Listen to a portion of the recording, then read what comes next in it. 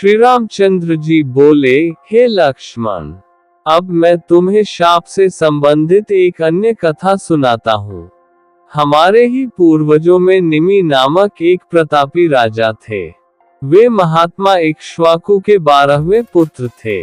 उन्होंने वैजयंत नामक एक नगर बसाया था। इस नगर को बसाकर उन्होंने एक भारी यज्ञ का अनुष्ठान किया।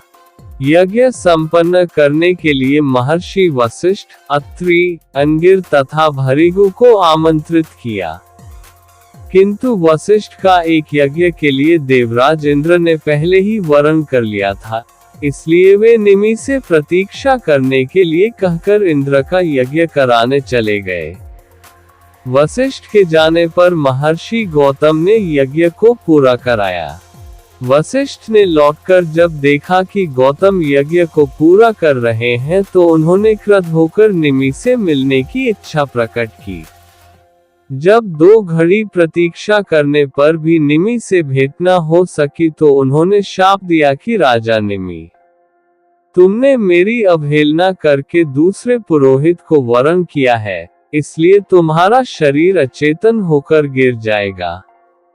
जब राजा निमि को इस शाप की बात मालूम हुई तो उन्होंने भी वशिष्ठ जी को शाप दिया कि आपने मुझे अकारण ही शाप दिया है, अतएव आपका शरीर भी अचेतन होकर गिर जाएगा।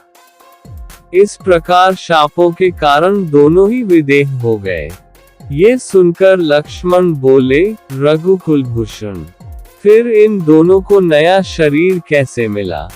लक्ष्मण का प्रश्न सुनकर राघव बोले, पहले तो वे दोनों वायु रूप हो गए। वशिष्ठ ने ब्रह्मा जी से देह दिलाने की प्रार्थना की तो उन्होंने कहा कि तुम मित्र और वरुण के छोड़े हुए वीर्य में प्रविष्ट हो जाओ। इससे तुम योनिज रूप से उत्पन्न होकर मेरे पुत्र बन जाओगे। इस प्रकार वशिष्ठ फिर से शरीर धारण करके प्रजापति बने। अब राजा निमि का वृतांत सुनो। राजा निमि का शरीर नष्ट हो जाने पर ऋषियों ने स्वयं ही यज्ञ को पूरा किया और राजा को तेल के कड़ाह आदि में सुरक्षित रखा। यज्ञ कार्यों से निवृत्त होकर महर्षि भृगु ने राजा निमि की आत्मा से पूछा कि तुम्हारे जीव चैतन्य को कहाँ स्थापित किया जाए। इस पर निमि ने कहा कि मैं समस्त प्राणियों के नेत्रों में निवास करना चाहता हूँ। राजा की यह अभिलाषा पूर्ण हुई। तब से निमि का निवास वायु रूप होकर समस्त प्राणियों के नेत्रों में हो गया। उन्हीं राजा के पुत्र मिथिलापति जनक हुए और विदेह कहलाए। ये कथा राजा निमि और महर्षि वशिष्ठ के बीच हुए शापों की घटना का वर्णन करती है, जिसमें दोनों ही अपनी अवहेलना के कारण एक दूसरे को शाप देते हैं और शरीर रहित हो जाते हैं।